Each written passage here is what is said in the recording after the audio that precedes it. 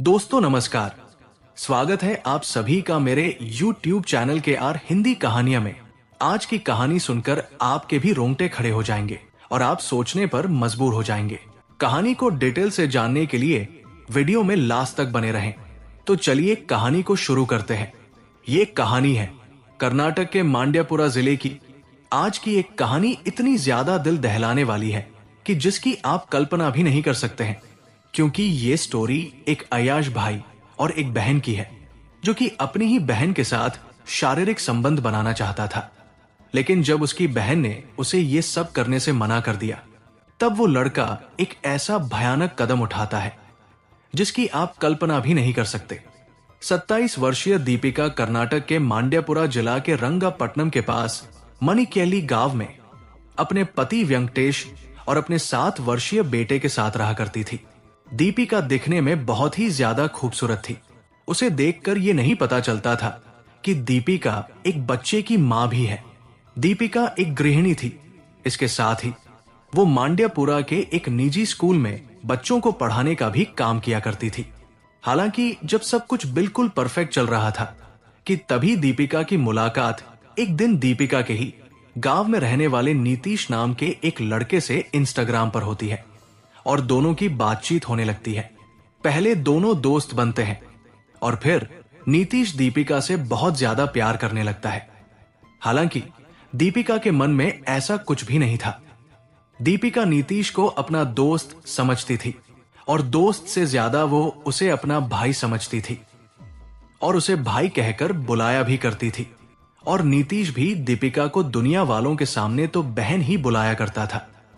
लेकिन उसके मन में दीपिका को लेकर अलग ही भावना थी और समय के साथ दोनों की नजदीकियां बढ़ी, जिससे कि एक दिन नीतीश ने दीपिका को अपने मन की बात बता दी और उससे दोस्ती करने के लिए कहा।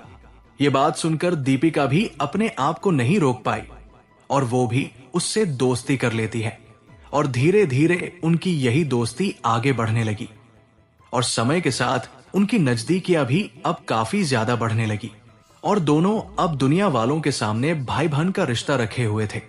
लेकिन भीतर ही भीतर दोनों एक दूसरे से प्यार किया करते थे।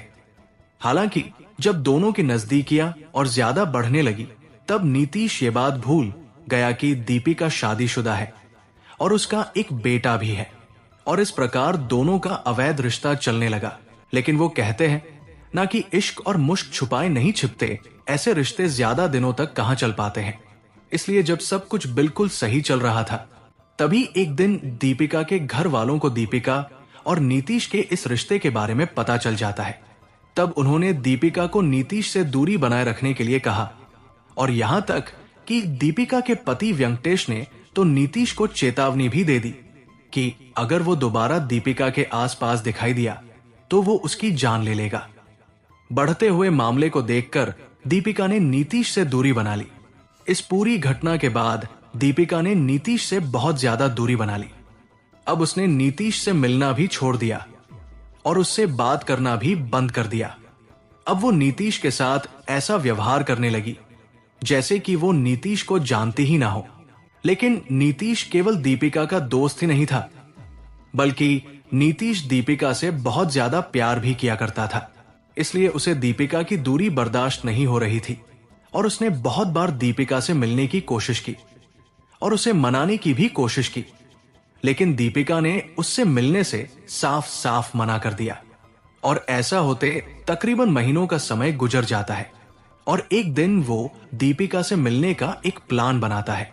जब दीपिका ने नीतीश से बहुत ज्यादा दूरी बना ली और उसने नीतीश से बातचीत और मिलना भी पूरी तरह से बंद कर दिया, तब नीतीश एक दिन बहाने से दीपिका को लास्ट बार मिलने के लिए बुलाता है।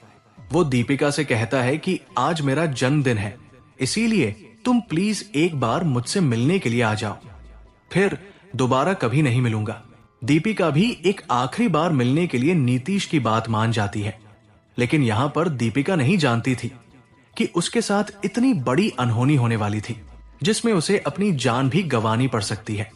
जब लास्ट बार नीतीश ने दीपिका को मिलने अपने जन्मदिन की पार्टी में बुलाता है, तब दीपिका बिना कुछ सोचे समझे आखिरी बार नीतीश से उसके जन्मदिन की पार्टी में मिलने के लिए 20 जनवरी 2024 को दोपहर स्कूल से छूटने के बाद अपने स्कूटर से सीधे उसके पास जाती है। उस दिन दीपिका नीतीश से मिलने के लिए तो जाती है, लेकिन उस दिन शाम तक भी वो अपने घर नहीं पहुंचती है, जिससे उसके घर वालों को दीपिका की काफी ज्यादा चिंता होने लगती है और वो इधर उधर दीपिका को ढूंढने लगते हैं। हालांकि जब उन्होंने दीपिका को फोन करने की कोशिश की तब उसका फोन स्विच्ड ऑफ बता रहा था और दीपिका का फोन बंद आते हुए देखकर दीपिका के घर वाले काफी ज्यादा घबरा जाते हैं। जब दीपिका का फोन स्विच ऑफ आ रहा था तब उसके घर वालों को दीपिका की काफी ज्यादा फिक्र होने लगी। इसीलिए दीपिका के घर वालों ने देर ना करते हुए तुरंत पास के ही पुलिस स्टेशन में दीपिका के गुमशुदा होने की रिपोर्ट लिखवाते हैं और पुलिस भी देर न करते हुए दीपिका के फोन की लोकेशन ट्रेस कर दीपिका को ढूंढने में लग जाती है। हालांकि कुछ ही घंटे के भीतर पुलिस द्वारा फोन के लोकेशन के आधार पर दीपिका की स्कूटी मेलुकोटा की तलहटी के पास की पहाड़ियों के अंदर से खोज निकाली जाती है और जब पुलिस के द्वारा उस स्कूटर को दीपिका के घर वालों को दिखाया जाता है तब दीपिका के घर वालों ने भी उस स्कूटर को दीपिका के होने की पुष्टि कर दी और इसके बाद पुलिस आगे की कार्यवाही करने में लग जाती है।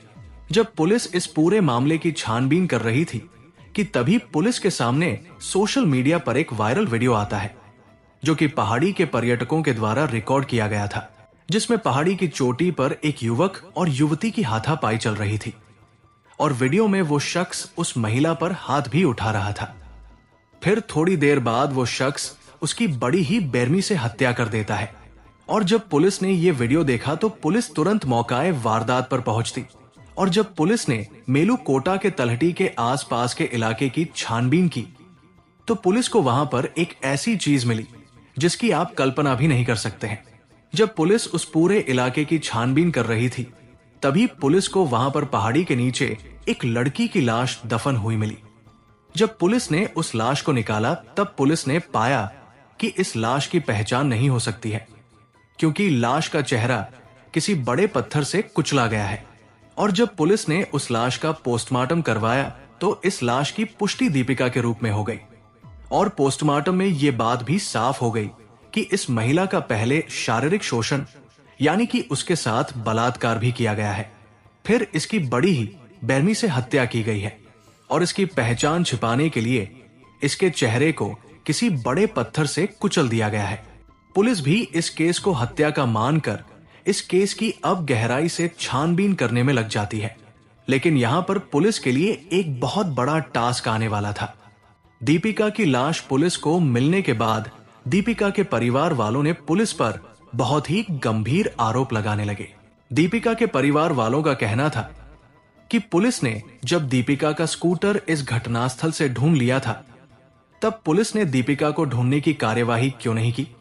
अगर उस समय पुलिस आसपास के इलाके की गहराई से छानबीन करती तो शायद उस समय दीपिका हमें जीवित मिल जाती।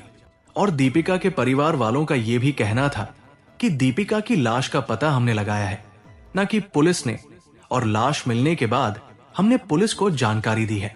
मामले को आगे बढ़ता देखकर पुलिस इस पूरे मामले की बहुत ही बारीकी से छानबीन करने लगी और एक बार फिर से दीपिका के घर वालों से पूछताछ करने लगी।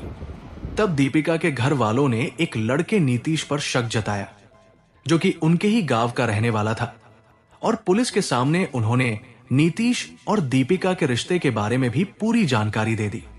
सच्चाई जानने के बाद जब पुलिस नीतीश को गिरफ्तार करने उसके घर पर छापा मारती है तो वो मौके से फरार मिला। इसीलिए अब पुलिस का शक यकीन में बदल चुका था कि ये पूरा हत्याकांड नीतीश ने ही किया है। इसलिए अब पुलिस नीतीश को ढूंढने में बड़ी ही तत्परता से लग जाती है और फिर पुलिस के द्वारा 24 घंटे के भीतर विजयनगर के जिला मुख्यालय से नीतीश को गिरफ्तार कर लिया जाता है। और जब पुलिस ने उससे अपने हिसाब से पूछताछ की तब उसने अपना सारा जुर्म कबूल कर लिया और फिर उसने जो खुलासा किया उसे सुनकर आपके भी रोंगटे खड़े हो जाएंगे।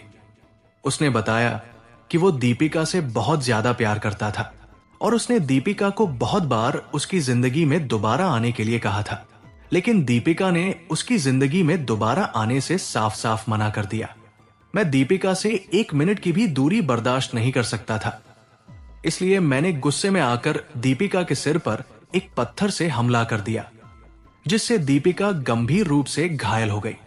फिर मैंने उसका जबरदस्ती बलात्कार किया और फिर उसके बाद उसकी बड़ी ही बेरहमी से हत्या कर एक बड़े पत्थर से उसका चेहरा कुचल दिया ताकि उसकी कोई पहचान ना कर पाए। मैं उसकी लाश को पहाड़ी के नीचे दबा दिया और फिर मौके से फरार हो गया। लेकिन मुझे ये सब करते हुए वहां के कुछ पर्यटकों ने देख लिया, जिन्होंने मेरा चुपके से वीडियो बना लिया और इस वीडियो के चलते आपने मुझे पकड़ लिया। पुलिस ने उसके खिलाफ भादंवी की धारा 302 और 376 का मुकदमा दर्ज कर लिया और चार्जशीट तैयार कर उसे कोर्ट में पेश किया, जहां से उसे जेल भेज दिया गया। और आज नीतीश जेल की सलाखों के पीछे अपने गुनाहों की सजा काट रहा है। दोस्तों, इस कहानी को सुनाने का उद्देश्य किसी का दिल दुखाना नहीं है, किसी को परेशान करना नहीं है, बल्कि आपको जागरूक करना है और आपको सचेत करना है, ताकि आप लोग सतर्क रहें और सावधान रहें। तो दोस्तों, कैसी लगी यह स्टोरी कमेंट जरूर करें, वीडियो को लाइक करें और अपने दोस्तों को शेयर भी करें। और आपसे गुजारिश है कि मेरे चैनल को सब्सक्राइब जरूर करें। फिर मिलेंगे ऐसी ही किसी सच्ची स्टोरी के साथ। तब तक के लिए धन्यवाद।